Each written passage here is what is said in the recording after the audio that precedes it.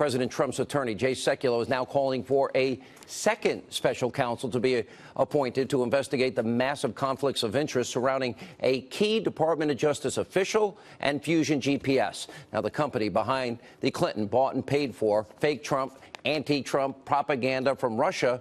Well, that dossier, this comes after a Fox News exclusive report showing that, in fact, the wife of Bruce Orr, the recently demoted DOJ official, actually worked for Fusion GPS during the 2016 election while it was crafting that fake news dossier. Now, also tonight, the fake news media, they're working overtime by spreading outright lies, misinformation to try and damage and discredit President Trump. Here are some of the recent examples. On Friday, CNN, they ran wild with a fake news report about Donald Trump Jr.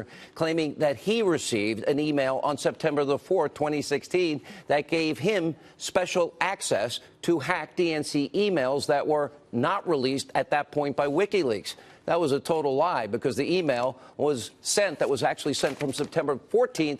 That was the day after WikiLeaks had published the DNC emails. Also fake news, CNN, they were pushing that story for hours, and others like Conspiracy TV, MSNBC, they repeated it before the Clinton News Network finally offered a correction. And over the weekend, the Washington Post reporter Dave Weigel tweeted out this fake news photo and claimed that the arena was empty during a Trump rally in Florida. Turns out the photos, well, they were taken well before the president even stepped on stage.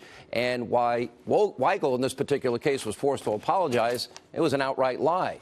The New York Times published a story claiming that President Trump watches up to 8 hours of TV a day and drinks 12 Diet Cokes. Huge news.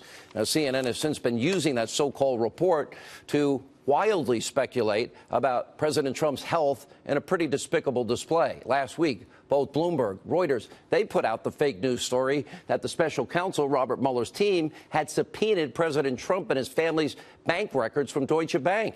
Now, President Trump's legal team quickly pushed back. And by the way, those outlets also issued corrections. And finally, of course, there was ABC News' Brian Ross. He was suspended without pay for reporting that Lieutenant General Michael Flynn was prepared to testify that then candidate Trump ordered him to contact the Russians. That turned out to be false. He's also forbidden forever reporting on Donald Trump going forward. Joining us now with reaction, the attorney for President Trump, Jay Sekulow. You were involved today. I actually saw your text messages to NBC where you said you're not calling for a special counsel, to be appointed for Robert Mueller at all. Correct. You said it 3 times in that same text exchange. Right. So here's what you had. I mean, Sean, this was a really straightforward situation. When the news broke yesterday about Bruce Orr and the conversations he had with Fusion GPS and Chris Steele, which, by the way, supposedly was done without knowledge of those in authority over him, although he was very high-ranking, the fourth in the line of authority at the Department of Justice. We then find out that not only is he meeting with Fusion GPS and Christopher Steele, who wrote the fake dossier, but that, I mean, you cannot make this stuff up, that Bruce Orr's wife was working at the same time for Fusion GPS and was their expert on Russia. So we said, when we saw this yesterday with my colleagues, we discussed the issue and decided that the best course of action here, in our view as the lawyers, was that a special counsel be appointed, as, by the way, Chuck Grassley has stated, as has Lindsey Graham stated, to look into all of this, because, as I said in my statement, the conflicts of interest inside the FBI and Department of Justice as to this Fusion GPS matter is breathtaking in scope. Now, NBC got that. I was clear, as you saw, 3 times in an email, a text exchange with the main reporter on this, and then NBC runs and says the story exactly opposite. I said, this has nothing to do with Bob Mueller. We've been cooperating with Bob Mueller. I'm very encouraged, and I'm very, not only encouraged, I will tell you this has been one transparent administration when it comes to what's been done here and what's been provided to the special counsel. And I'm very convinced that we're going to have a successful conclusion. Having said that, I never said a word, Sean, not one time, just the opposite, about a special counsel for the You said just the opposite, Jay. Exactly the opposite. And that is, again, I asked them to retract the story. They did in some of their news reports. But one of the MSNBC hosts took what was said incorrectly by NBC, ran with it, and still to this moment has not retracted it, although he's put what my full statement is. But this is, you put that on top of Deutsche Bank, the fake picture from the packed rally in Pensacola, the incorrect statements from CNN on the, as you mentioned, on the whole situation, on those emails with WikiLeaks and getting the date wrong with supposedly 3 sources. I want to just tell the American people tonight that we are going to give you what's actually happening here, and you're seeing it in unfortunately play out before your eyes. But the good news is I am very encouraged that we'll be bringing this to a successful conclusion. Let me bring up what this breaking news that we have tonight. Let me set the table a little bit. We know Bruce Orr, literally 4 doors down from Rosenstein. We know that he was meeting with Fusion GPS. They're the firm that was hired. They came up with the false dossier, hired Christopher Steele. Just to give some background, turns out now his wife worked for Fusion GPS. Now here's where it gets worse. Peter Strzok and his girlfriend, Lisa Page, both of them working in just Peter Strzok in particular. He was in the dossier case. He interviewed Cheryl Mills. He interviewed Uma Abedin. He interviewed Hillary Clinton. He was there for the interview with General Flynn. It seems like the FBI only has one full-time employee because he's involved in all of this. I am looking at the text messages that have now been released where his girlfriend is calling Donald Trump a loathsome human being, where they are praising Hillary Clinton.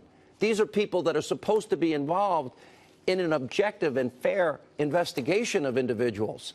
Now, we know in the case of Uma Abedin and Cheryl Mills, they both lied. They were in charge like General Flynn. In other words, we have a case where Peter Strzok, James Comey, literally were writing an exoneration before the investigation into Hillary Clinton's email. Let's talk about it. Well, I mean, first of all, Peter Strzok was, by Robert Mueller, was taken off the case. And apparently, and none of us know this for fact, this was the reason. So that's one question right there. He was, by the way, one of the leading supposedly one of the leading counterintelligence FBI agents in the Bureau, but he was taken off the case and has been reassigned to Human Resources. So obviously there was a concern that the special counsel had with regard to his capability in moving forward on this in an objective manner as it's supposed to be under the law. But you laid out the James Comey matter, and you know, here, Sean, there's another aspect of this that tends to get overlooked, and that were 16 witnesses were given immunity by the FBI and Department of Justice in the whole investigation on the emails, and he wrote that exoneration letter before the interviews of those witnesses took place. So, you know, explain that. You can't. So here's what you can. You could say the fix was in. Well, and Peter Strzok was involved in this. By the way, God, Hillary should win, you know, 100 million to 0. I guess we know where his political affiliation lies. Yeah, but here's the biggest point, though. I mean, from a legal standpoint here, Sean, this is what's significant. Because of this, apparently, he's removed. But look at the issue in a more global sense. Why is it that the Federal Bureau of Investigation, there are a lot of great agents out there, we know that, they put their lives on the line every day for all of us, our families. But why is it that when you go back to the Bruce Orr and the dossier, did that dossier, for instance, serve as the basis for FISA warrants, Foreign Intelligence Surveillance Act warrants? Why can't we get an answer? Great question. But we should be able to get an answer. I think the Attorney General owes the American people an answer on that. And should give it forthwith. And, of course, Congress has subpoenaed to get answers on all these questions. But I want everybody to think about that for a moment. You had a FISA warrant that may have been issued on a dossier that was with all of this Nicene aspects going on here. And at the end of the day, you have to say, how is this allowed to continue? Why are these people not terminated? And you know what the answer to that is? And people don't like when you say it, but it is the deep state. It's the bureaucrats. Because you know what they haven't talked about, because there's no evidence of it? The president talking with Russians, meeting with Russians, meeting with Russian, all the Russia talk that's taken place now for a year, as this has now been, fully vetted. There's nothing there, but you know what? There was a Hillary Clinton bought and paid for dossier with Russia lies, propaganda to influence the 2016 election. Yeah, but take it right back into the Department of Justice, Sean. And how is it that the fourth-ranking DOJ official, his wife works for the company that's putting together the dossier? And that should just be okay, because the media, believe me, the media would not have covered what happened today on this unless NBC would have put out the incorrect statement. This would have gotten no attention.